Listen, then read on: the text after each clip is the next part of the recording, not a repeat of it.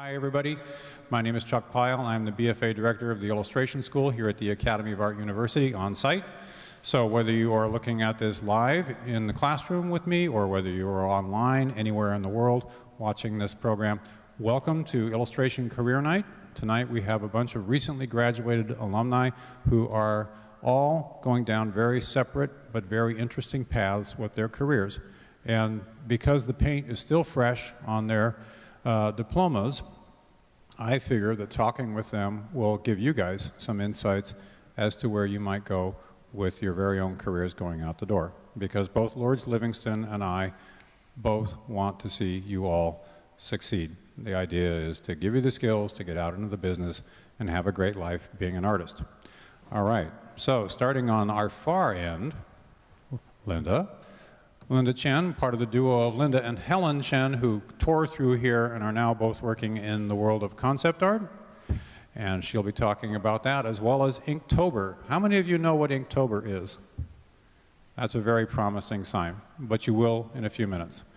And next, Angela Dominguez came out of here with an MFA in children's books and is now, how many books, Angela, at this point? I'm working on my 12th book. So, and how many years out? Okay, so two books a year. Yeah, great teacher, great illustrator, great storyteller. Emerson Tung, concept art extraordinaire, freelancing, working, 12-hour days, 6 days a week, crazy hairdo, all good. Roman Muradov, MFA in illustration, and his resume is longer than I am tall. And how many years have you been out now? Not that long. You don't remember? Okay, long enough for it to be a little foggy. That's a good sign. But if you opened up Sunday's New York Times, you saw one of his fabulous illustrations in one of the op-ed pages in there.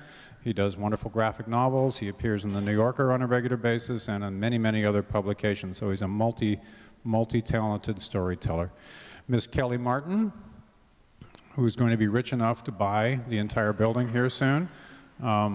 Just got her project optioned, so it's going to be a major television show. Not bad, and I'm not going to blow it by misnaming the network. And Katie Langeway, our independent comics maven, has 5 volumes now of rock and is moving 4. Okay, so get off the panel. Let's not enough. But doesn't she wish? And is now moving on to a whole different aesthetic and a brand new look. So let's start the conversation because Angela has her thumb drive in the machine. So let's talk a little bit about children's book first. So why? What made you want to go into that in the first place? With children's books, honestly, I didn't even know I wanted to do children's books. I got into a competition when I was in school, but it was the last semester. It was a group-directed study, and I just kind of realized I fit in that category.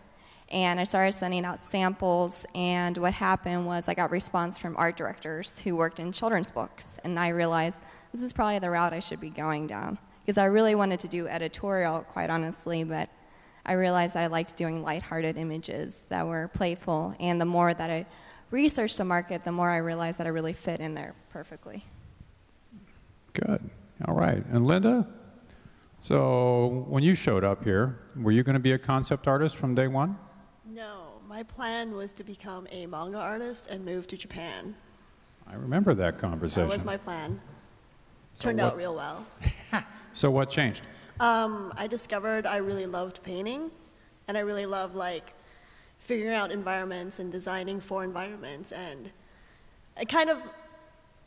manga really helped me get into art, but after that I think my resume as an artist grew a lot more with concept art. You can have all those influences, and you can take them and create something new out of it and still have a lot of fun. So.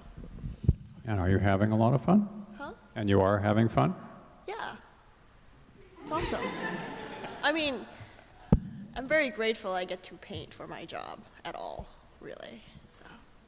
So anybody come into school here wanting to be in manga? Only one is going to cop to this? Come on, you're lying, you guys. I've seen your portfolios before you showed up here. Okay, so 3. Wow. All right. So Emerson, what were you going to go into concept art from day one? Sort of, I think. I didn't really know what concept art was until I came here. Like back in Malaysia, we didn't really know all about this. And as I was researching online, I just saw the courses. I was like, oh, I get to draw characters and stuff? Okay, I'll come here. And that was it. And yeah, so now I'm in concept art. As you can tell, everyone here plans their career out very carefully. All right. So Roman, I first met you and you were an MFA candidate and you were all nervous and depressed and thinking about, trying to make sure you had a career afterwards. So did you plan to be where you are now when you showed up? No, I had no idea what to do at all. And I changed pretty much entirely through my course. Yeah, I had no career paths in mind, not even any interest. And I think my taste and everything that I know developed pretty much from ground zero since I came here. Okay, we'll pay him for that advertising copy here a little later. So I do have a question for you, Roman. You have a very big background in literature as well. You clearly are well read beyond how-to books and art. Your work references a lot of classic writers and 20th century commentary people. That sounds really intelligent, doesn't it? Has that influenced, that seems to be a big influence in your storytelling. Yeah, I really wish I could say that I've always been a big reader and a bookworm, but that wouldn't be true. I used to read some books when I was a child. It was inevitable at some point. But it definitely... Again, and almost everything that I learned within the last 5 years or so, and if I'm completely honest, then part of it was through a kind of mild breakdown that I had while being here, being quite unsure about what to do, and just giving up drawing for a few months and completely reevaluating everything. Everything can be built up from nothing in a matter of years. Well, that was a pretty amazing nothing when he showed up. I would like to make that defense. All right. Too kind. Just truth. All right. So Miss Kelly Martin, who is now going to tell me that my selling of the idea here is maybe a little overblown, but you walked out of here. Is where you are now? Did you have an idea that this is where you were going to be? Not really. I graduated with an illustration degree. And my emphasis for most of my career here was in comics. I think my third or fourth year I decided to just broaden my horizons and focus on illustration in general because I didn't want to marginalize my art degree. But yeah, Katie and I publish our own little comics and put them out at indie conventions, and mine got picked up by a network producer, and they do animated shorts for the internet. Who here has heard of Adventure Time? Yeah. They did that. It's Frederator Animation Studios, and they put that initially out as one of these shorts. They do multiples per year. And they have existing shorts now you can go watch, and they're great, and they are always looking for something original, so they picked me up and were like, oh, do you want to write a short for this? And I was like, yes, I do. And it was really great, and it's been definitely different being on the other side of that and like me telling other people what to draw and what to create and cool stuff. It's kind of nice because I get to draw for fun and let them do all the hard work. So then you're actually art directing a team, is what you're saying, or directing a team. Yeah, I mean, they paired me up with a showrunner because I was like, hey, there's all this stuff that you're telling me needs done, and I don't know how to do that. And they were like, yeah, that's okay. And so they actually recommended, they paired me up with a Leaky Graft who works on Phineas and Ferb. And she was phenomenal, and we had a few conversations before we signed all the paperwork just to make sure we would mesh well, and we just instantly clicked. Like, there were so many times where we'd be going through things, And like we'd both start talking, then we'd be like, oh no, you go first. And it would be like the exact same thought from both of us. It was pretty phenomenal. Wow. So, okay. So, this sounds like a really exciting and a rather unintended turn in your lives, but you were doing a lot of promotion and with the idea that you were going to go out and get published or picked up by somebody with a big printing press and a big budget and make money as an indie artist, and then suddenly this is a totally different direction. Yeah, it was really unexpected, but also great. Great. Okay, so Katie, with 4 volumes out of Rock and on other projects that appeared at APE, did they sell well? I think we had a pretty good APE this year.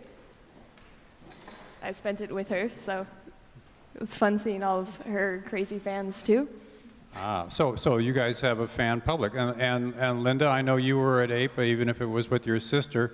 So were you guys mobbed by fanboys and girls? It was really weird because everybody thought I was her when I was walking around. So this is the story of the last 22 years of your life. Also, right? we're like the same person, so it's okay. I actually get mistaken for her and our other table mate, Gemma Salumi, a lot. That's a constant conversation because no one usually knows the face to attach to the name. So there are a lot of strange and awkward mix-ups. Yeah. So when you showed up here, Katie, is where you are now what you were anticipating that you were going to be doing? Actually, the only thing I was pretty sure about when I started here was that I was vehemently against ending up in comics because it's somewhat of an unstable career path.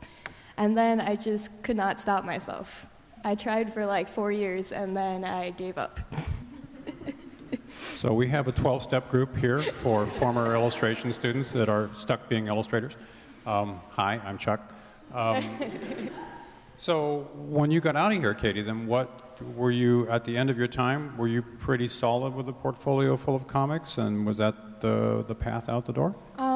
I pretty much actually had a mix of general illustration work and comics, but within the last year, I kind of saw myself heading in a more comic-oriented direction, and as I've graduated, it's been even more so, I think. Okay. That's all good. So I know in my conversations with you, you've been doing other things besides comics, and comics have led to other income possibilities and exposure possibilities. Well, it helps that like a comic style of art can be really popular in other applications. Mm-hmm. So I've done some other work outside of that. And I brought some cool things that I just got out of an NDA, so I can talk about them now. Oh, cool. All right, well, we look forward to seeing these. So it seems like a lot of you here have kind of gone through some fairly wide sweeping S-turns on your way through school, and then things have changed a lot after you graduated. But Angela, I know, is very involved in marketing, and she does really great work. You should all talk to her about how she handles herself in social media. I know Katie is pretty involved in that as well, using Tumblr and other. How many of you guys have a big web presence to promote yourselves? Oh, that's like narcissistic. It's narcissistic? Like, oh, a big presence. Okay. I mean, quite honestly, when a publisher looks to possibly work with you, they want to see that you have an online presence. That's a selling point in the marketing meetings. So that's why I make it an active role to market myself. Now, I know Linda is deeply involved with Inktober, which I know a lot of other people at this table who are not narcissistic are also doing. But how much web presence do you have outside of your job? So actually, like, Inktober is the only time I actually started post a lot of art because of Instagram. Like, literally, if I didn't have an Instagram, I would still not post any art. But because of it, I've like met so many great artists, and there's like a really big online community for artists that are all very supportive, and that's like my favorite part about Inktober, was because like everyone's passionate and everyone's like amazing, And when you start like actually showing your work and getting feedback back, it's actually really rewarding. And it is a little narcissistic. I try not to spam like all the outlets. Like if I post on Instagram, I won't do it on Twitter. But it's like, this like social sharing is very recent for me also. Like I used to not do that. So, so I know now you're no longer, you moved on from Zynga, right? Yes. I'm no And longer you're, there. pardon? I'm not there anymore. Right.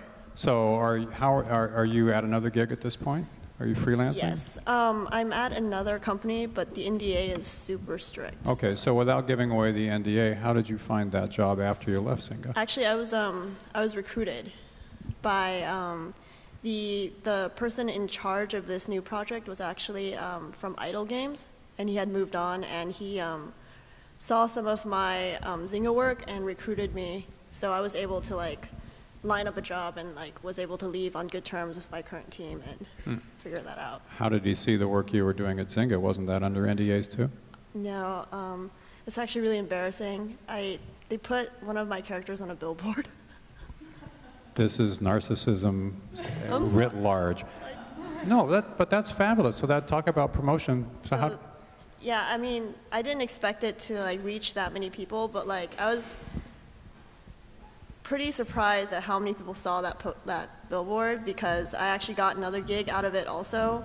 I don't know if you guys have heard of it, but there's this Masters of Anatomy book, Kickstarter. I'm currently one of the slated artists on it, and it was through the work I did for that billboard.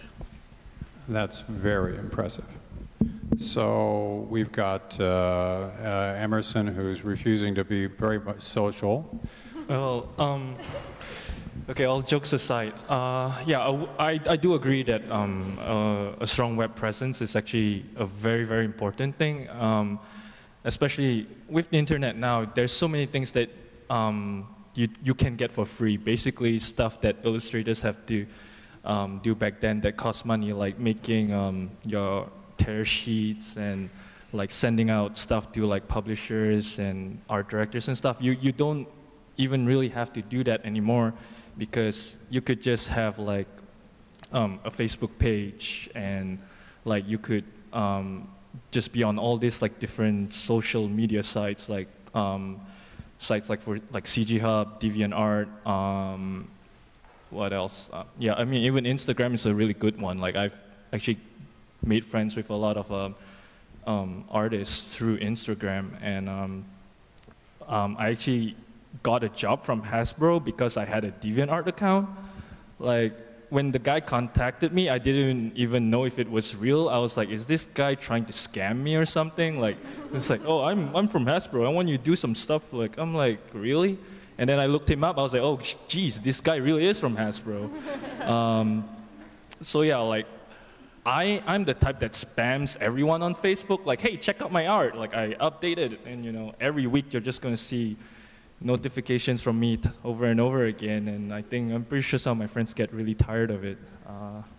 But yeah, most of the jobs that I get actually come because I'm on all these social media sites. Like, they're like, oh, I've seen your work here, I've seen your work on this site. I never really ever email a director, hey, I want to work with you. It all comes because of this web presence. So it's a really different world you guys are living in than the one I grew up in. So Roman, you kind of went down a different path when you got out of here to get into the industry. I know you've got an agent, your second agent in New York, in fact. So can you talk to us a bit about that? Yeah, well, again, I didn't really know what to do, and I think for a long time I was trying to find a full-time job, and I sorely failed at that. And, you know, like I worked in social games for 3 months, and I was fired at the first opportunity. The only person of 50 intensely mediocre artists. You know? No offense. Sorry. Well, that company fell apart, so it's fine. Anyway. Justice. But no, I wasn't good at anything like that at all, so I can't just blame the world or someone for being insensitive towards me. So a lot of what I did came out of my inability to adapt. You know, I wish I could kind of have a highbrow attitude that that's what I want to do from start, but it was more of the only thing that I could do. In terms of agents and so forth, yeah, I work with Rapart, who is an old-timey illustration agent, and they're pretty orthodox in their promotional tools, but I think, well, I only pretty much have two constant clients, that's New York and New York Times. For them, I don't do any promotion, they just know me. And then, yeah, I have a children's book agent, Stephen Malk, who represents far better and more well-known artists than me. So far, I've only done one tiny project with him, and I'm working on my first children's book. Was a huge challenge for me. But he definitely took me with a lot of faith, because he saw an illustration in New York Times, which was not at all appropriate for children's books. And I think he just decided to trust me on that. So we still have to find out if it will work in the first place. But I have some hopes. So we have one artist who's gone down the traditional route after he burned an internet company to the ground for firing him. Oh, and as we talked about the internet presence and so forth, this is important, but I think what is tremendously important is not to mistake it for some sort of family that you may have, which is a road that I think a lot of people are going down to, and it does breed unnecessary narcissism. And it's something that I kind of closely brushed with, and it gave me a sense of comfort that I soon realized was completely superficial and unreal. And though I did meet a lot of friends through these networks, now I try to maintain a fairly detached attitude. So I don't really expect people to like what I do. And a lot of times, you know, I get a bit irritated by the response. People would like a thing that I find fairly minor, and then ignore something that I think was a decent step. So I think it's good to keep posting things, but also stay a little bit away from it, not get too involved. So emotionally detached from the work that you post. But that's, again, it's just my opinion on what works for me, so maybe I'm wrong. Well, not for Roman. Okay, so maybe you and Emerson need to talk here.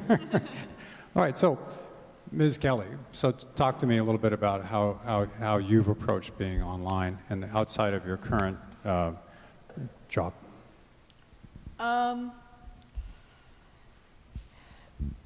If at all. Yeah. One thing you should definitely do, conventions. Yeah. One thing you should definitely do, no matter what, is get yourself a website, even if it's just like a blog spot, which is what I initially had, and I'm kind of embarrassed about now because I haven't updated it in like a year, and it's still on all my business cards. I noticed. Yeah. But yeah, and I have like my personal Twitter and my Facebook page that's just me. But when I started getting in touch with the Dr. Lollipop people, they were like, you need a Tumblr. And I was like, well, I have a blog. They're like, no, you need a Tumblr. I was like, all right. So it's definitely been interesting going through a studio, though, because they do a lot of publicity for me. And then people can find me through like my Twitter or my Tumblr, or even like my Store Envy account where I sell my my books. Okay, would you say that name again, please? Store Envy. It's storeenvy.com. And I went with that because unlike Etsy, it doesn't charge fees for you to sell things. It's all free. Also, where Etsy has like that 4-page I agree or disagree, and they can deactivate your account at any time and freeze your PayPal and take away all your clients list. Yeah, there's horror stories. Look it up. Store Envy is like this long. So it's lesser known, but it definitely won't screw you over, which is nice. Give them a little plug there for being free and cool. So you brought something up there. Your employers have chosen to promote you using their services, and I know you and Katie both do a lot of conventions, so you're physically on the ground someplace to build your fan base. So what have they done that's surprised you in terms of how they've approached marketing you?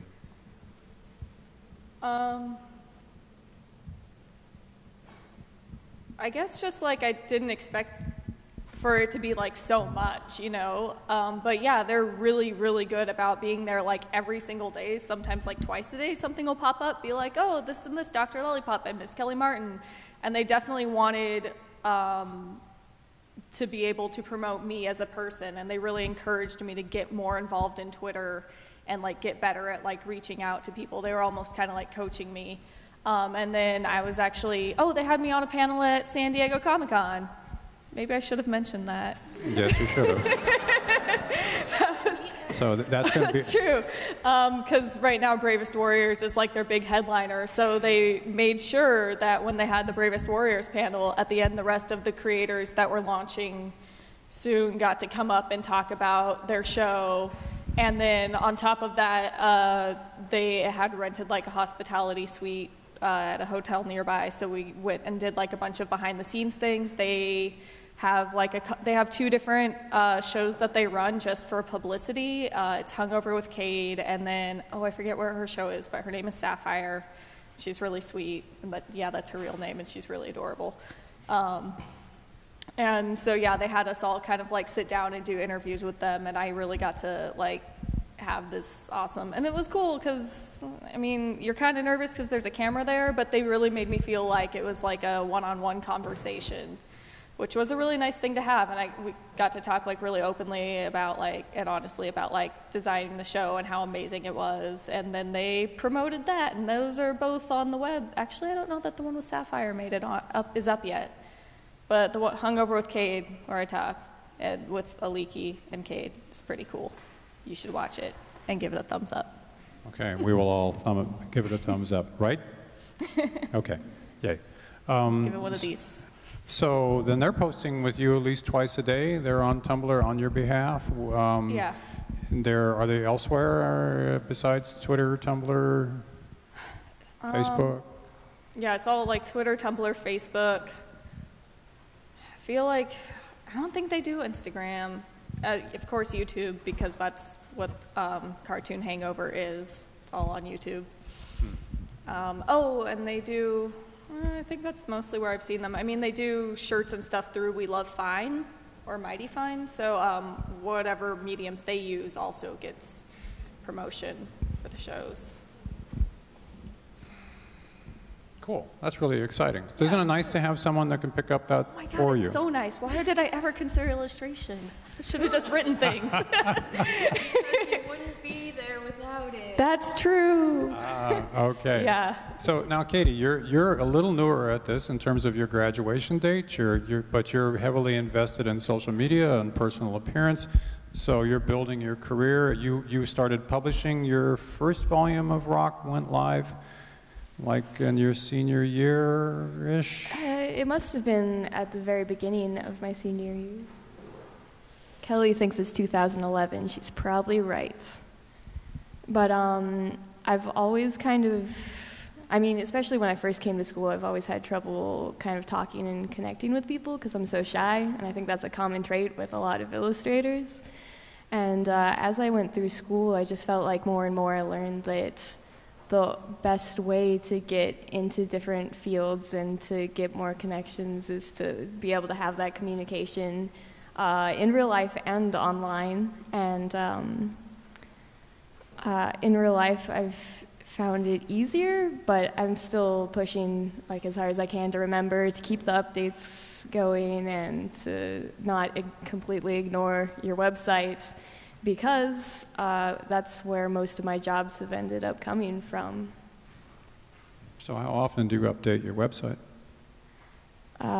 Usually every month. But I post a lot more on Twitter and on Facebook. I'll update a lot more, and I'll post just sketches and art that I wouldn't normally put onto like my blog or website. Very cool. So now, how often, just throw this back, I mean, you clearly, some of you, even the least narcissistic amongst you, are online on a pretty regular basis with social media. And how many of you have your own freestanding website still that do you actively maintain? Anybody not doing that?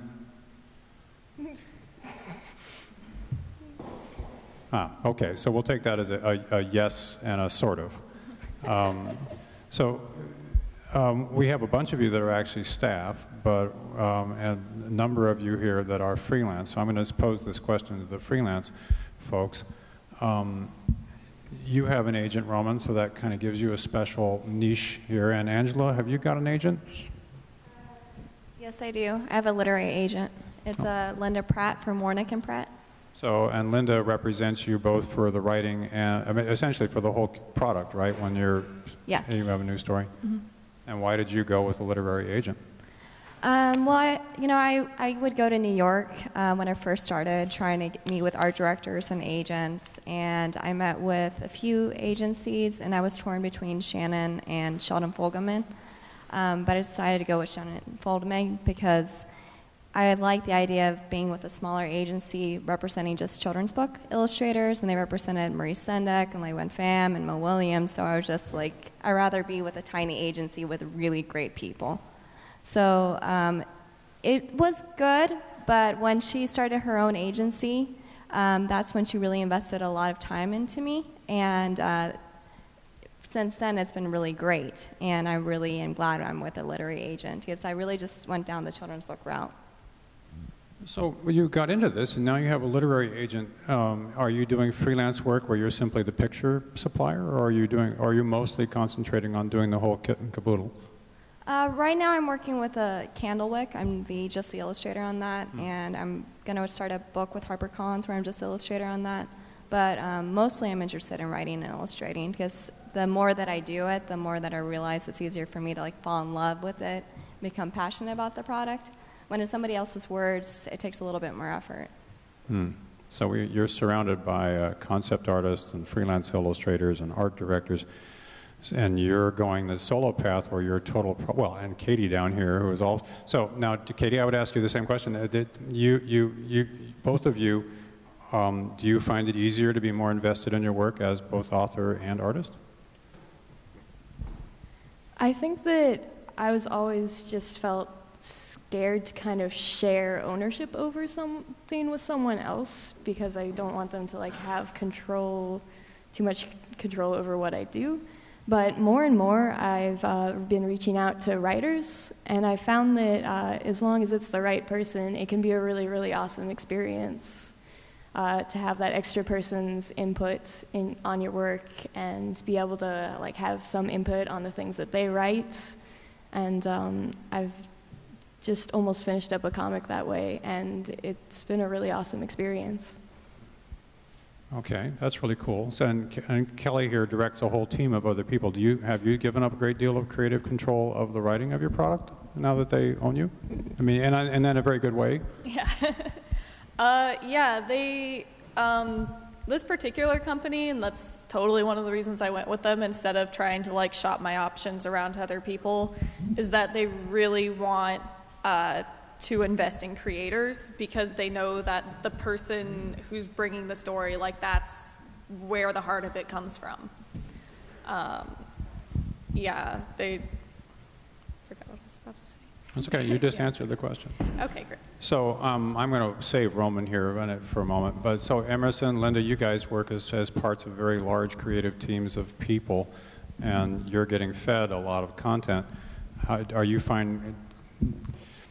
But still, I see you guys posting work online of your own outside of the shop work. So are you finding it easy to be invested besides, oh, I'm getting a paycheck on Friday in the work that you're doing? I mean, how is it that you guys keep inspired as part of that team?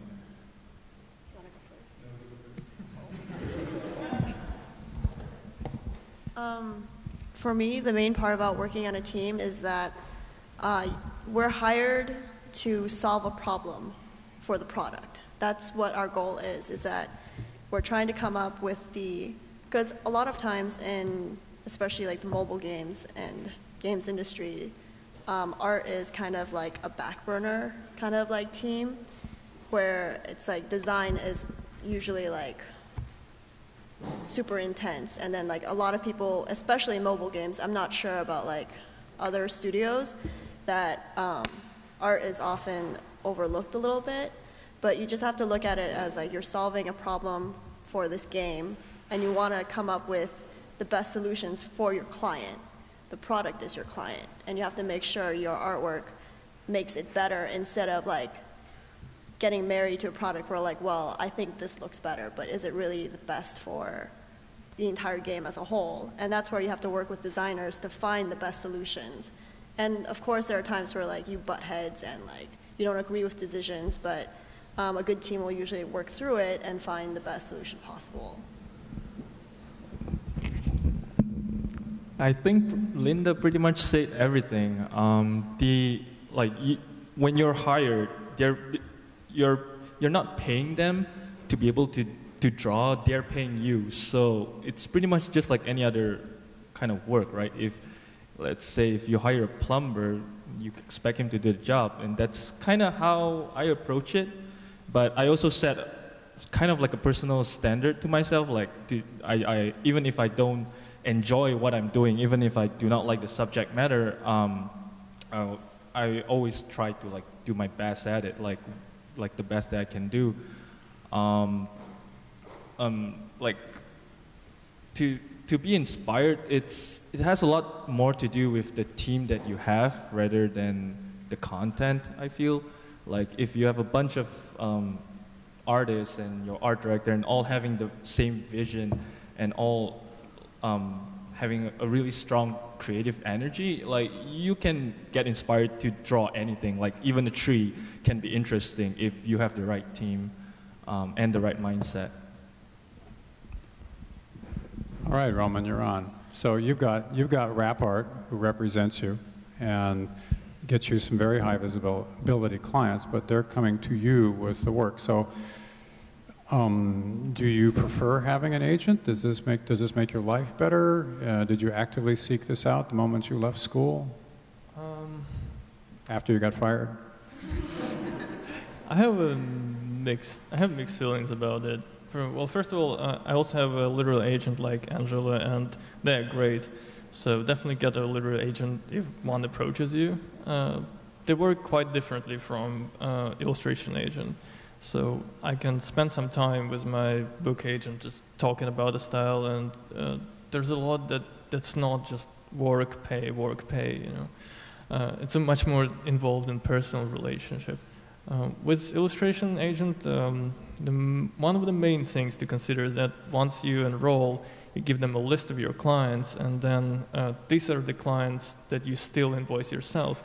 And everything else you share with them, regardless of whether the works come from you or from them.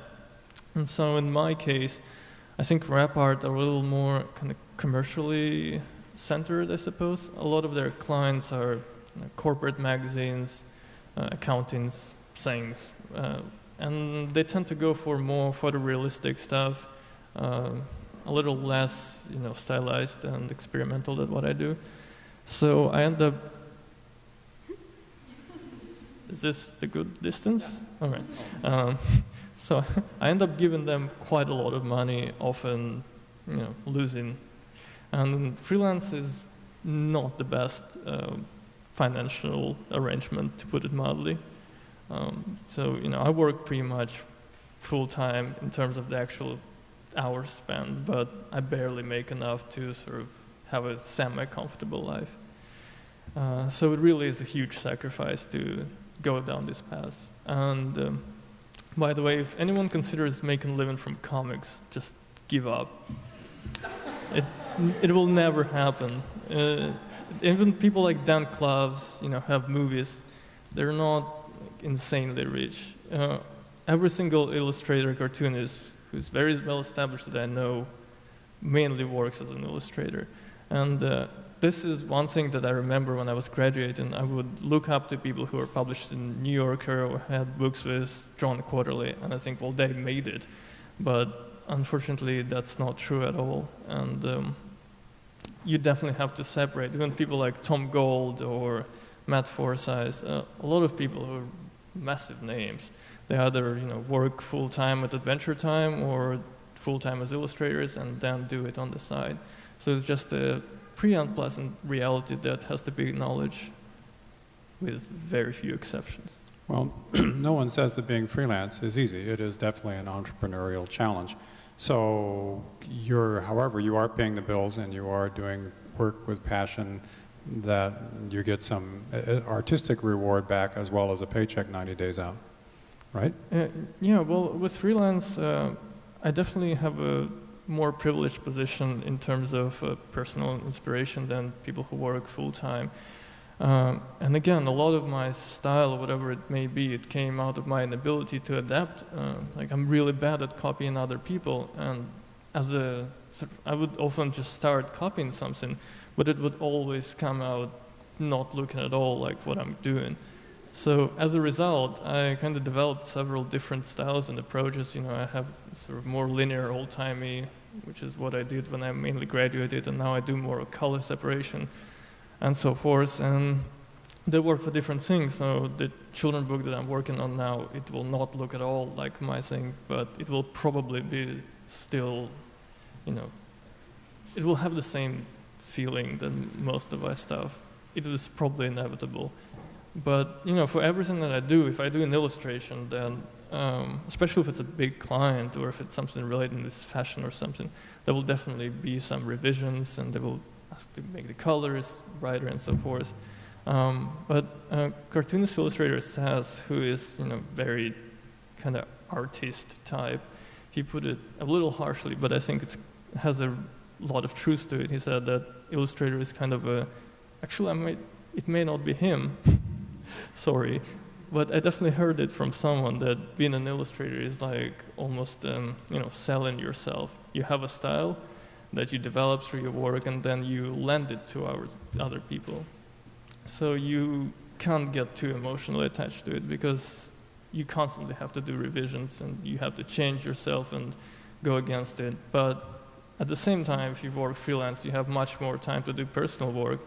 So that is a huge luxury, and I think that is something that everyone has to do as a freelancer, just to keep kind of mentally balanced and to move forward when the clients keep demanding the same thing. Including rap art? Do they want you to change? Do they want you? Well, I would still work with art directors. Right. They sometimes give advice regarding promotion and so forth. But yeah, a lot of time, there were a lot of clients where I did something that was not quite like in my portfolio, and they had me redo it. And now, you know, I try to kind of estimate, if it's a client like New York Times, it's pretty likely that you can do anything you want. You can go pretty experimental and weird. But if it's something like Shopping Centers Today, which is an actual magazine, or here's another one that I'm very fond of, American Lawyer Litigation. So it can get quite specific, and these people usually want exactly what they have in mind, which is often not clear at all. So there's a lot of, you know, doing the same thing over and over.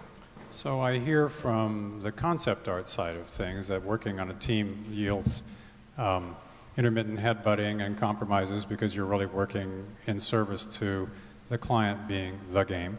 And I hear from Roman that as a freelance illustrator, you're trading off, the security of working on a team and for the possibility of having time to work for yourself. And Kelly here is telling other people what to do, so you're sitting in the boss seat here, but you're having great fun in writing. And Katie, you're starting up the ladder with independent projects and appearing in all these various venues, and you're working with other writers. Is there, if we were looking 2 years out into the future, where would you like that to go?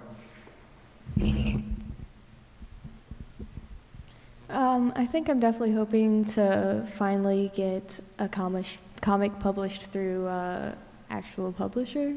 Be Not ideal. yourself. Yeah, not myself. But also, I just really want to do some more illustration work as well, because it is true that unless you're working for the big two comic companies, you're likely doing something else to help pay for your comic work. And I don't find it necessarily a bad thing. I kind of enjoy spending a lot of time working on comics, and then a month later I'm doing a bunch of different illustrations. And then, like, every few days I'm here modeling. It's kind of fun to have such a varied life. No, that's good. And I just always felt like in school that if I wasn't doing, like, one thing as an illustrator, and that was where I was making all my money, that would mean that I was a failure. And at this point in time, I feel like that's the wrong way to think about it. It's more to do with what you find the most enjoyable and what makes you able to survive.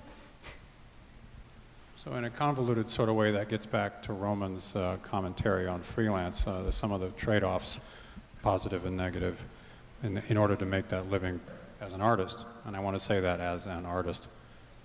Yeah, I think it's true, and you really, as a freelancer, it's really important to balance your life with lots of different projects.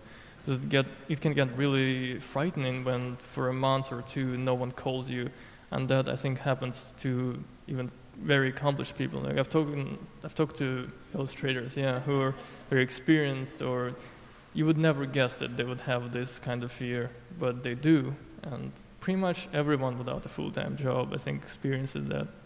I know there's also like a sacrifice that you have to accept, but I think for this kind of project, what I came to with a lot of people that talk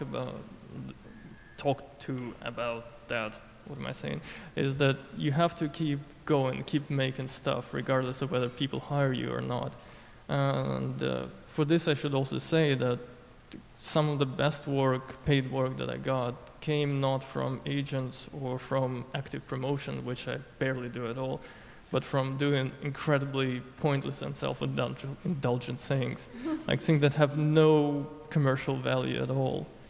Like, well, for instance, I did this sort of a few illustrations for this obscure French book that I really liked. Then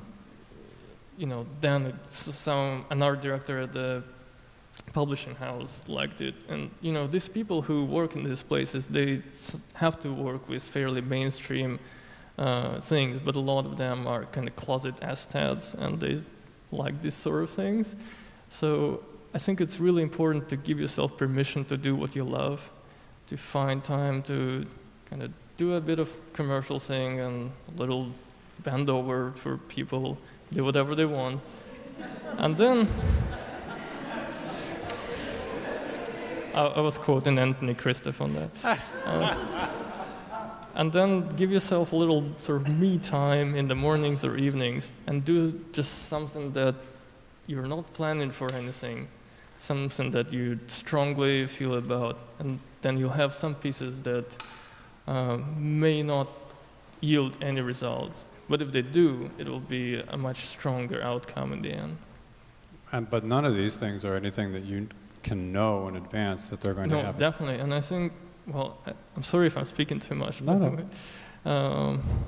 One thing that I was really inspired by recently, I saw a lecture by Stuart Lee, who is a British comedian, and he had this very strange career path that he spent 30 years doing really unpopular things and going down, and it was not well received. It was sort of more like a lefty intellectual monotone comedy that only came into vogue in the 2000-somethings.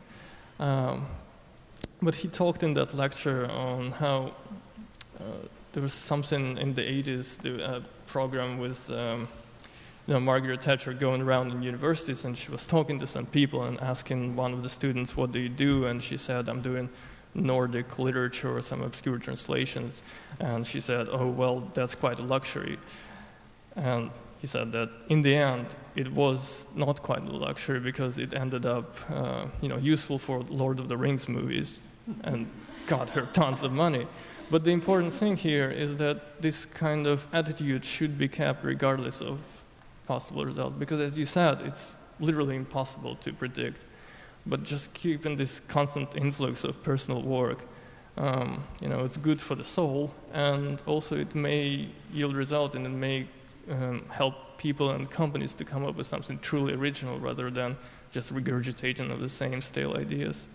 I see a fair amount of head bobbing on the left-hand side of the table. How about over here? We've got our book illustrator with her literary agent and our two concept art folks. Are you also doing lots of work after hours to keep, add to the creative bucket? Well, all the stories that I write start out as personal projects. Then I have to develop them for them to be acquired by a publisher.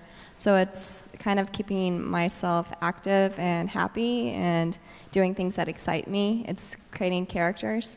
And the reason that I actually started writing my own stories is I didn't have any new work. My work completely dried up. So I was like, well, I have to redo my portfolio. And I came up with one little bird character that people liked. And then all of a sudden, my agent was like, you should write a story. And then I did. And I took it to New York, and it got picked up. And then it just kind of from there, I have written 3 other stories. So it just kind of unlocked this potential that I had inside of me that I didn't realize I had. And that's from doing personal work, the things that excite me. Linda, I know you're heavily involved in Inktober at the moment. Yeah, I mean, I think especially with a job that's like from generally like 10 to like, I don't know, it can go as late as 7 or 8 or like in crunch times I've been at work. It's very hard to find that time to do personal projects, but that's really like kind of the compromise you have to make for yourself, that you have to like budget out time for that, because it just keeps yourself like happy and fulfilled. And even if it's just like a small thing, like a couple of like small sketchbook projects with friends online, it's great because it gets you out of that work mindset. I think like especially for a lot of artists who work in larger companies and corporations as part of a team, it's like that's why they go to trade shows like APE and CTN and showcase their own sketchbooks and their own projects, because they can be entirely like selfish, and that's good for an artist, and like everyone needs that. So just like make sure to make time for yourself no matter what for that, even if you're like not a freelancer or anyone else, because it really is like what helps you growing as an artist too. And you get to meet more people at trade shows, and you get to find inspiration, and he gets to draw badass monsters all the time and robots. That's good. That was a segue.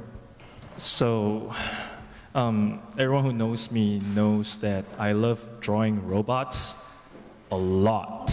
And I don't always get to do that at work, so I always draw them during my free time. And like everyone else here says, like if you're doing work for clients or if you're working in a company, that work can kind of suck your soul sometimes, and just really, you just feel miserable. And doing personal work actually kind of reminds you like why you're in this in the first place. Why you love this, and actually it can be beneficial to you. Just like Roman and Linda says, like some people will just look at it and like, oh, this person does this thing really good, and will actually hire you for it. Because I draw so much robots outside of work, I get a lot of freelance to draw robots. Like I was mentioning earlier, Hasbro contacted me like, oh, we want you to do some stuff for Transformers. I'm like, what the hell?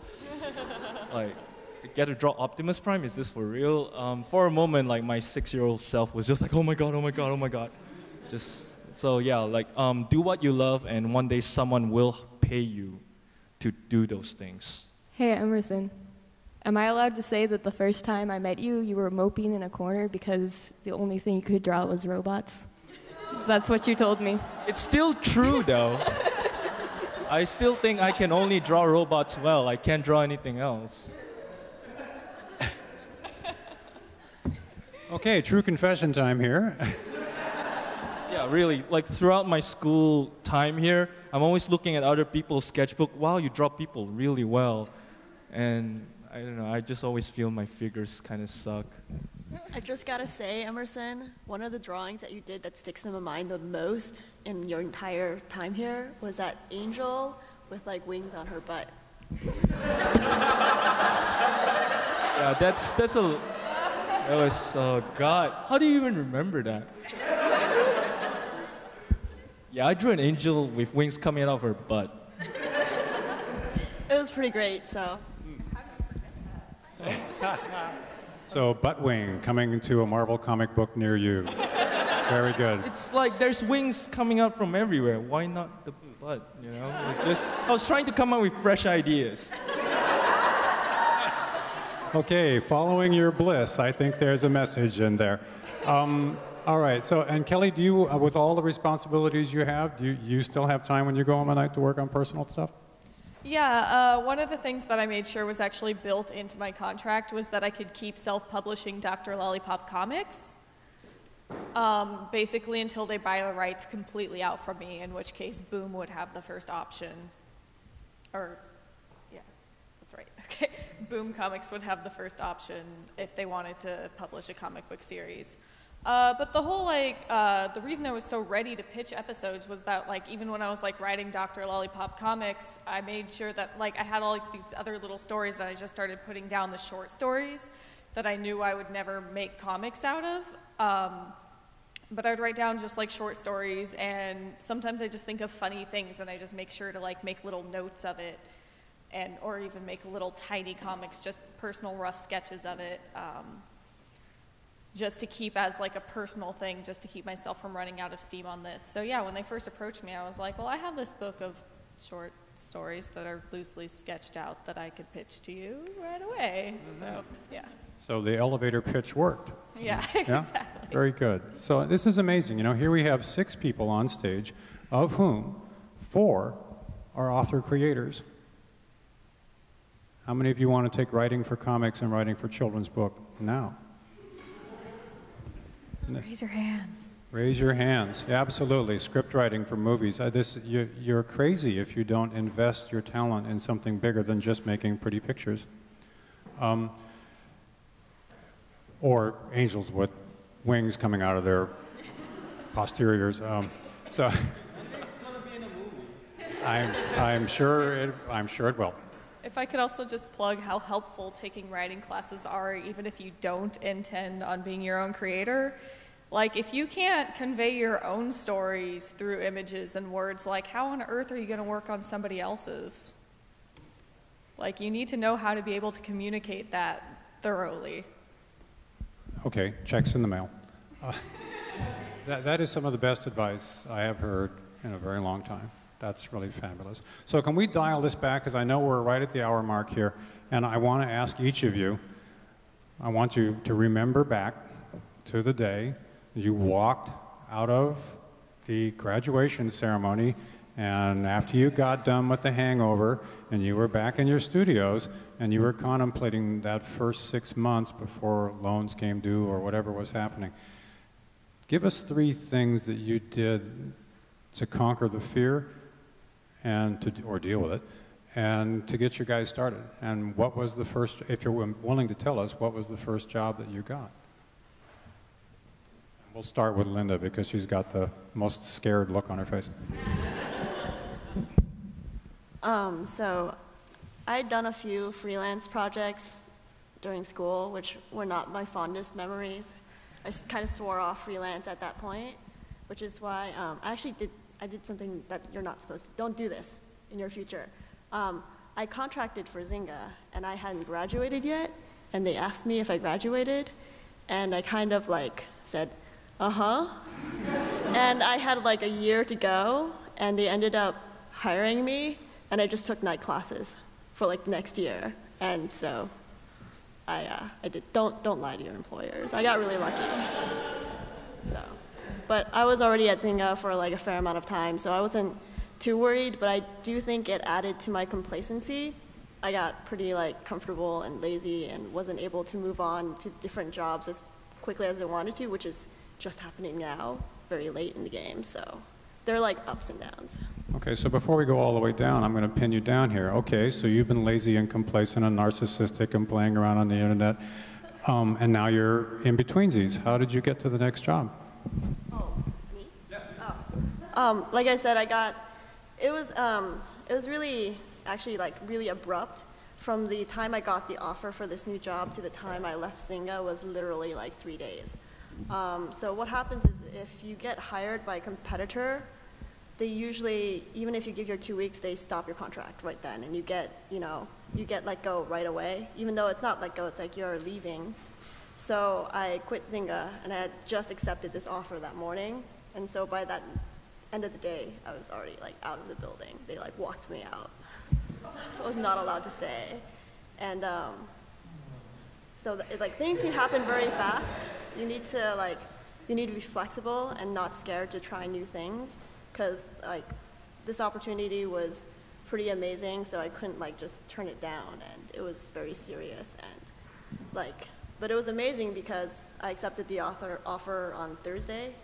I got walked out, and then this new gig, because the parent company is a British company, they actually shipped me off to England like Saturday for 2 weeks, and it was awesome. Don't be scared to accept crazy offers, because you're young and you can do that now. Okay, Angela, in those first 6 months? Well, I was lucky. Right before I graduated, I got offered to do a sample for a children's book. So that kind of forced me down the route of children's book, and that didn't end up happening. But what I've learned from that was the self-promotion that I did while I was in school really pays off, and it gets you noticed by art directors. So the way I combated those 6 months was I made a schedule for a trip to New York in June. I said I'm going to spend the next 6 months self-promoting like crazy. I'm going to send a postcard every month. I'm going to send out 2 promotional packets. I'm going to do things that terrify me, like going to networking events. I went to the Society of Children's Book Writers and Illustrators conferences by myself, you know. Went there, stayed at a hotel by myself for the first time. It's not that big of a deal, but when you're 23, 24, it's terrifying. So I did that, and I got noticed by art directors. I created a dummy there that ended up being a book later on. And then I also, what else did I do? That's pretty much it. I mean, so all of that paid off. And then I went to Spring Show here, and I met an art director here who recommended me to someone else. So when I went to New York, I already had a book because of Irene Gallo. She was here for reviewing portfolios. She liked my stuff. I know that I'm not sci-fi. I asked her, she thought anyone might like my artwork, and she recommended me to Rich Dees at 5 Friends. And I called him. I figured out what his email was. I sent him a packet, and then he contacted me, and he had a manuscript for me. So you got to be a hustler. You got to do things that scare you, and you got to promote yourself like crazy.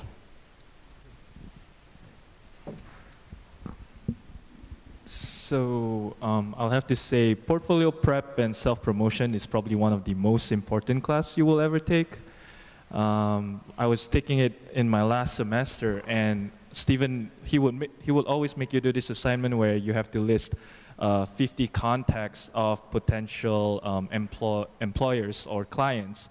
So having that assignment ready before I graduated was actually really helpful. So because I was an international student and we have a shorter time limit to find a job before we get deported, I was pretty much on panic mode during my last semester. I think I went to Chuck really often. I'm like, I don't want to get deported. But so the moment I graduated, I was already starting to send off my portfolio link to all these art directors, all these companies that are hiring.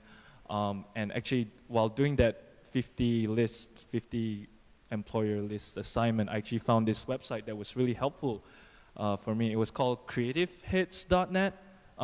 It pretty much just lists all like art jobs that you could find within your area, like San Francisco, LA. So I pretty much just stay up late nights, clicking through all the websites, seeing if they're hiring a concept artist. And yeah, just pretty much spam the hell out of all these people. And I was lucky enough that within a month, I got this call from a company here in San Francisco, and they're like, hey, we really like your robots. We want you to come in to make a game about robots with us. I was like, okay. So I went there. I found like everyone there was really cool. There was an ex-academy student working there already, so he asked me if I knew this teacher, and I said I did. What I found out later that like he actually called up that teacher, and that teacher actually recommended me, saying like, yeah, he's a good student, so you should hire him, and that's how I got the job. Yeah. Wow. Okay, so Roman, moment of truth, first 6 months. I'm not a good example at all. Actually, I you're barely far did better than you know. anything in the 6 months. I was kind of fluctuating between despair and doing really self-indulgent little drawing. It wasn't a good thing. So yeah, I mean, I had this brief affair with social games that didn't end well, and after that, I think I got my first illustration in New Yorker, which was about cheerleaders, and I don't know why. But yeah, they commissioned me the cheerleader one, and I kind of drew them really languid and, you know, not very cheery. And after that, they pretty much entirely started pigeonholing me to dad writers, which is not the best place to be pigeonholed into, but it's a niche. Anyway, but I think what I should have done is I should have kept doing more. I was drawing it, but I should have done more, and I should have put more effort into it. You know, I did no promotion at all. I didn't approach any art directors, which I probably was okay.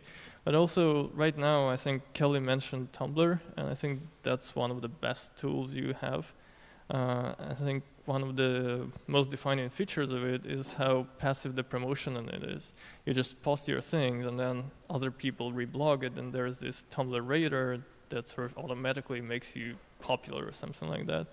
So, you know, back when I was doing it, it wasn't quite a big deal, but now, you know, highbrow art directors know what it is, so it's not just something for Harry Potter gifts. So that's exciting.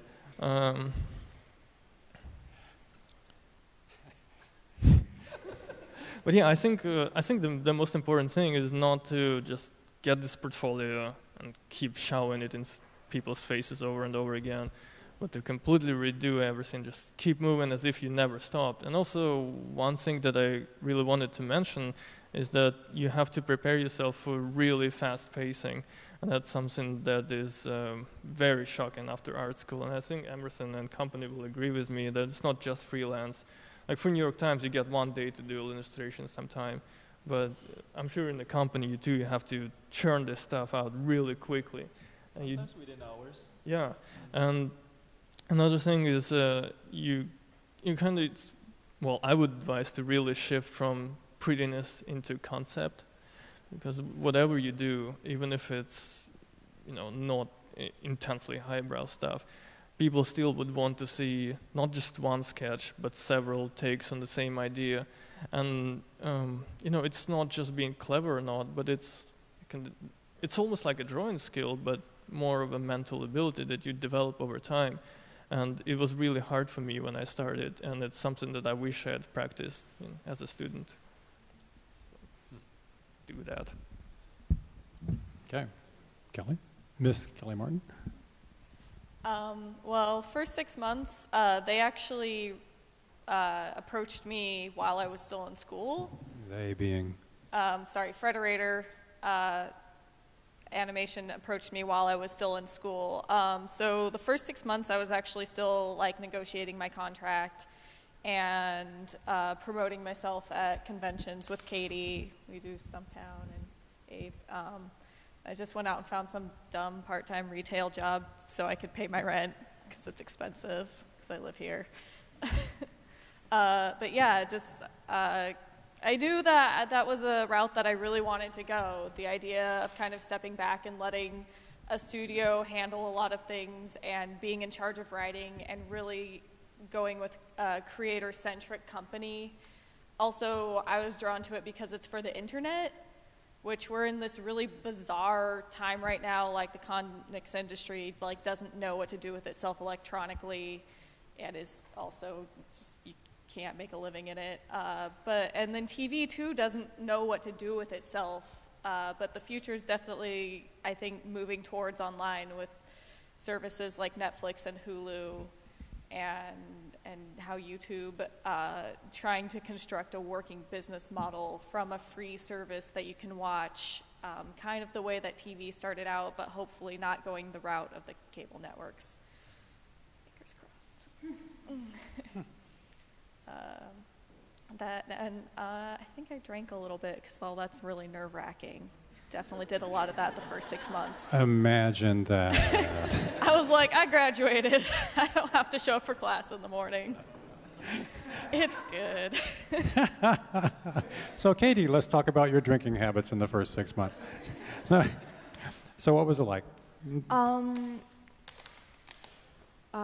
Just about right after I got out of school, I did get about a month-long freelance job that I worked on, and it didn't pay too great, but at the same time I was modeling, and luckily I also had a lot of support from my family. Pretty much for the first 6 months they were like, we'll help you with bills, just try and get a job. So pretty much in that time span I did my little freelance job, and I kept modeling, and a couple other things came up, but mostly I would just take every extra penny that I got and just stuff it away.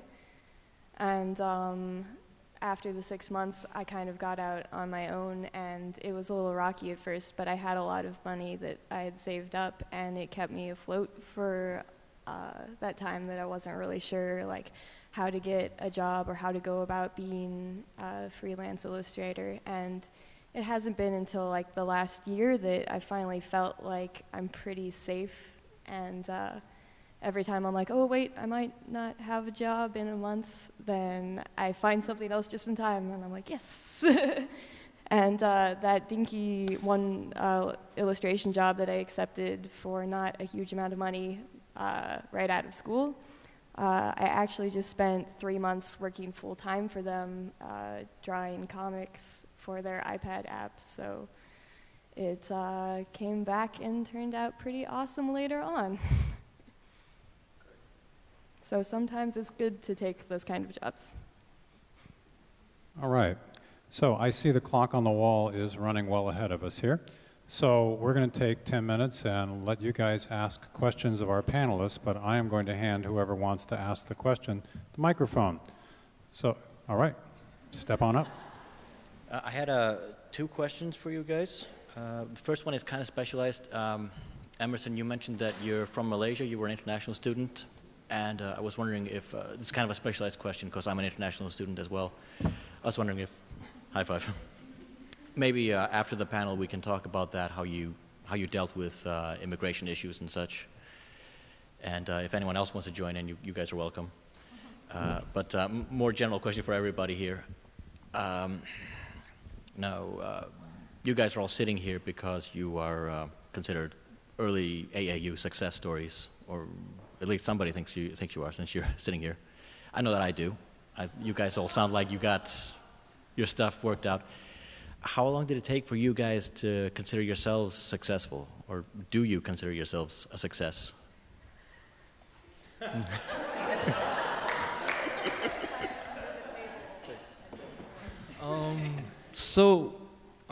Immigration, like... Oh, you want to answer that question first? Oh, am I not supposed to? We can talk about that later, but first if you guys want to talk about we could do being that. a success. I thought like other international students might want to know. So Yeah, So let's start with success, yes. Sorry, I'm just gonna say this real quick. I still get weirded out when people consider myself like their colleague. Like I was just at APE, and people are like treating me like someone who's like their colleague, which is really weird for me because I still don't feel like that. I still feel like a student. And then like people come up to you and like, oh, I've like heard of you because of this and this and this. You're like, what? What happened? What's going on? And there's still like levels of separation in the industry, and it's not like it's just everyone suddenly is like on the same level or anything like that. There's a lot of like other stuff that goes on with it, but I think it's better to stay humble and always like have people to look up to and have people to inspire you for, and don't ever like run out of those people. I had to say that. I agree. I mean, you always have to have goals for yourself. I think that I'm successful, but there's so much more that I want to do. So that's what keeps me humble. And also, I will meet people constantly and will be like, I always wanted to write a children's book, or my auntie wrote a children's book, and I think she published it too, and you just kind of go like, okay, and you have a reality check of what you do is not that significant. So, I don't know, it's just keep pushing yourself. I honestly do not consider myself a success. The only time I would consider that it's probably when I see my name up on the big screen or something. I don't know. Like having goals for yourself actually just like it kind of like it kind of pushes you more to improve yourself. You know, like I feel the moment you consider yourself a great success, that you're setting yourself up for failure. That's like I've seen some artists just like reach a plateau the moment they think they're that kind of a big shot. All the great artists that I see who keep improving themselves are the ones who are really humble. Like you go up to them and you're like, oh my God, your work's awesome, and they're like, oh, it's all right, and you're like, what the hell? Some of like the artists who I really look up to are the most down to earth people I've ever met. So, yeah, just keep working hard, I guess. Yeah, I completely agree with what Emerson said. You have to be humble in, well, not for any sake, but just because it's a nice thing to do, I think. But as for myself, I don't consider myself successful, and I might start considering when I make a comfortable living, but not right now. At the same time, I don't really care about popularity or how many people like me. It's of no importance. But it is really strange and humbling when people that you have long admired and reread and studied suddenly know about you in the first place and like you. That is really important.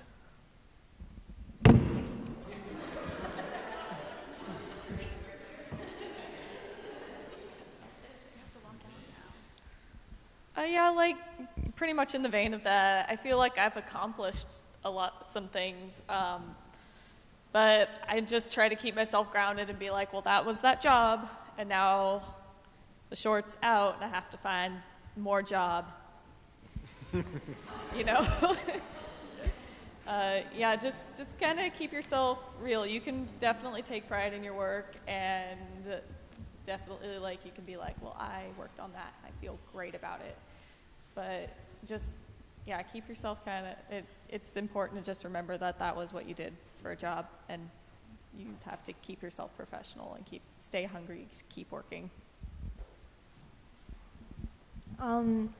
I think how people measure success could definitely be very subjective. I used to think it would be like, oh, when I'm making all of my money doing drawing things, or oh, when I get that book published, or oh, if I win that award, I'll be successful. But I find that the times that I feel most successful is when like I complete a book and I bring it out to people and I have a positive response back. Is when I feel like I've accomplished like what I actually set up to do, and it's definitely probably the most satisfying part about working in comics and illustration in general. Excellent. Thank you very much. Emerson, I'll talk to you after the panel. Okay? Thanks.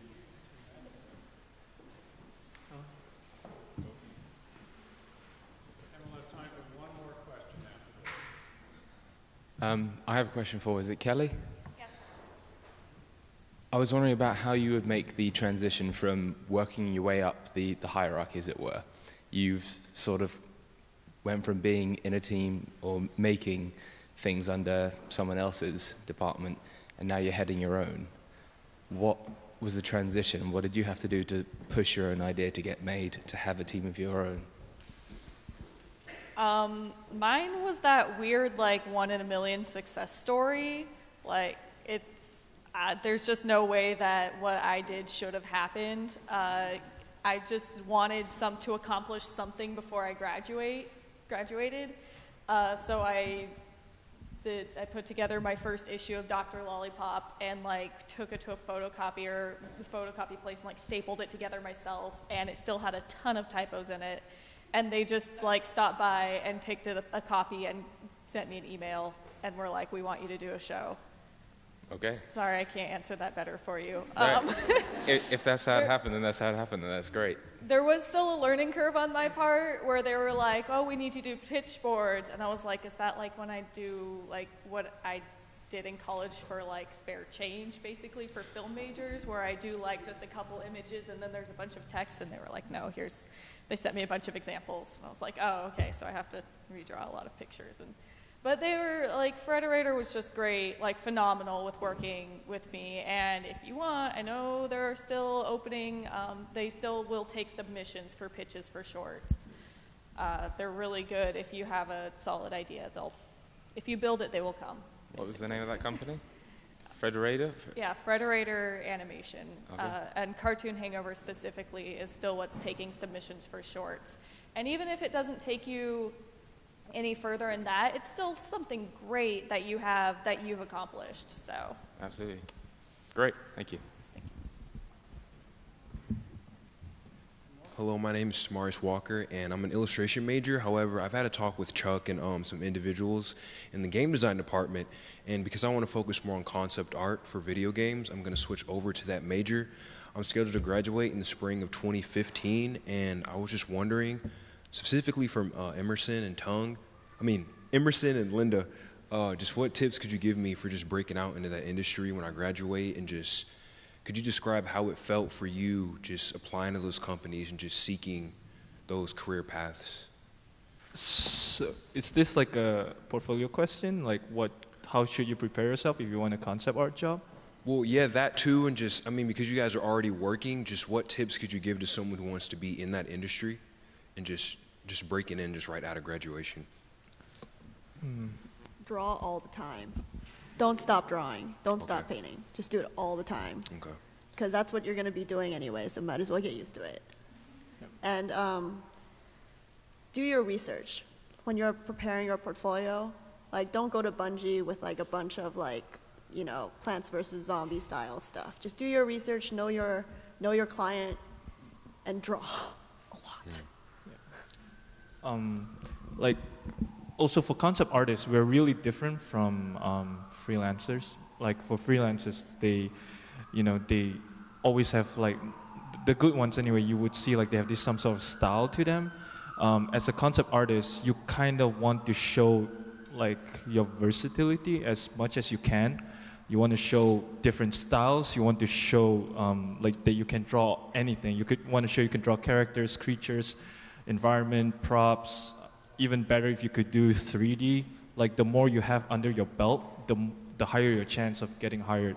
You don't ever want to graduate and say like, I want to be a character designer and just have characters in your portfolio. Especially when you don't have like anything in your resume to show that to prove that you're a great character concept artist. You just don't want to do that. So I think that's a good point you make, because I think all too often just coming here, and I don't only speak for myself, but a lot of us have the aspiration just becoming a character designer. And so I've seen certain portfolios from graduating seniors are just mostly characters, and so I'm glad you told me that. Yeah, like that can definitely come later. You could definitely sort of work your way through it, like slowly. Once you land that first job, you can continue and like work your portfolio towards that direction. Like right now, everything that I do outside of work is just character art. I don't take up any other type of like assignment, basically. I'd also like to point out there's like a misconception, especially for me, kind of like when I was in school, because all these like amazing art of books just came out for like animation and video games. There's like a lot of misconception about production art and concept art, because a lot of those books is comprised of blue sky art, which is the fun stuff you get to do at the beginning. You get to like, be as imaginative and creative as possible. But 90% of production artwork is kind of like the workhorse of the game. You have to do model packets. You have to do, like, I remember I spent like an entire day designing different mailboxes, because that was super fun. So it's like, it's just, you have to be prepared to, those like blue sky moments where you get to do something really cool for that 1 week are amazing, and that's what keeps you going. But be prepared to like be a workhorse and do the not so fun stuff also. Yeah, when I got hired at my current company, I've only been there 4 months and I've barely done any concept work. I've the guy who finishes other people's work. Basically, they'll give me like a really rough concept, and I'm the guy who just come in and just render it out all day long. You just render, and like my art lead will be like, render every pixel. I'm like, you kidding me? Sorry. It's like this small. And he's like, yeah, zoom in even more. You better really like rendering. I love it, yeah. Also, Painterly is misused, like criminally. They always tell me to do things Painterly, and then it's never rendered enough. It's not, it's misused.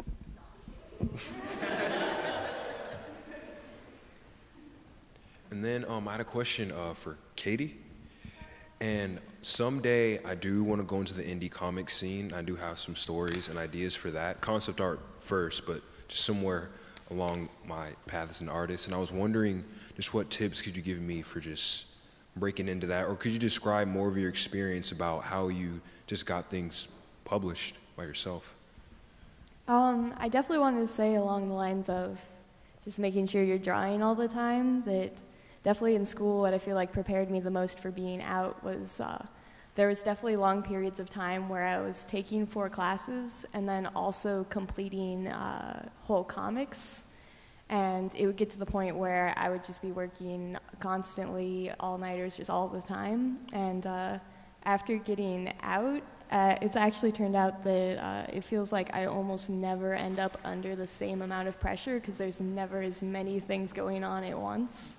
Like I'm not in the same day writing a paper, drawing 2 comic pages, and half completing an assignment for Chuck's class. And when it comes to indie comics, it's a really tight-knit community, so it helps a lot to just make your comic, do whatever you want, and then just go out and try and meet everybody, because they like to collaborate a lot, they like to hang out, and it can be really important to know everyone, because that's pretty much the only way you can make any money in that direction. Which is not necessarily negative. It's pretty fun, too. Okay. Also, comics is mainly writing, and if you should just forget the word concept art when you draw in comics, because there's a lot of people who approach it as a storyboard with some words in it, and it just looks stale and pointless. And if you put a lot of effort into your writing and the story, it will also inform your artwork, and the comic may not have any words at all. But, and I'm not just saying that because I'm kind of elitist and and so forth. I know that this stuff that's done by concept art people that someday decide to do a graphic novel, it never has any success. All these books fail immediately, and then you have people who can barely draw but who get great ideas, and they get published by fancy publishers. So it's a totally different process and a totally different approach. I think that also what's important is I think a lot of the problems with when a concept artist goes and does comics is a lot of the times when it comes out, it won't quite look like a comic, or there'll be something about it that just doesn't quite mesh right. And something that would help with that is just to read like a ridiculous amount of comics and look at the styles and look at the way that they lay out stories. And that definitely helped me a lot. And because I actually really dislike writing, so I draw all of my comics and then I write the words in afterwards, kind of Marvel style. And I think that can work too, as long as you're very careful about like planning out the story, at least in pictures first, before putting it all together. Because there's nothing as terrible as getting to the last minute and being like, oh, the end of the comic doesn't match up with the beginning anymore. How did that happen? Yeah, that's very true, and I think the language of cartooning is very close to poetry in that it's a language of reduction, and you have to really pick the minimal tools you can have to get your ideas across.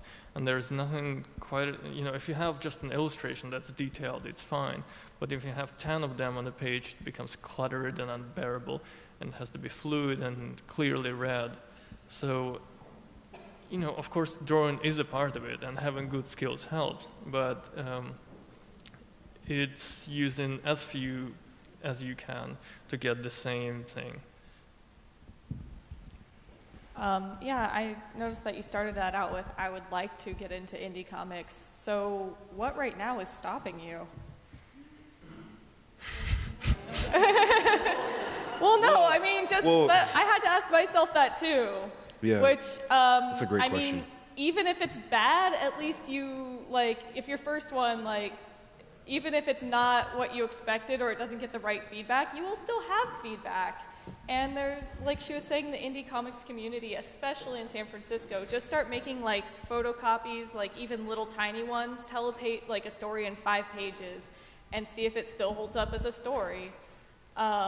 Maybe even, because you know when you start your painting classes, you start with a limited palette. Yeah. Maybe just start yourself off with like a limited writing palette or a limited like art style. Just, you know, baby steps and just take it to local comics. Like they're really great about like local comic shops. Most of them have like little sections where you can sell it, include a website that you can like, people can get in touch with you about it. I mean, yeah, we all were just talking about web presence. Like web comics are just everywhere. And even like the weirdest, dumbest, like most oddly drawn ones have like cult fan followings. Also, I feel that mini comics and self-publishing is not something that you graduate from. It's not like a little step you take over. Because right now I'm doing a properly published hardbound book, and I do all the fancy illustration thing. But I still do my little self-published things that I don't really sell much, and I just kind of put it in little shops and so forth. Like people like Charles Burns still do that. And I think having this approach that you're just doing it for a very small audience, for a local community perhaps, it is completely liberating.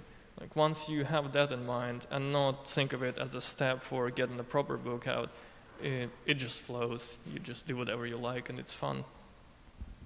I think I just want to end it with, if you want to give it a try and you don't want to put a huge time commitment into it, that 24-hour comic book day is your friend.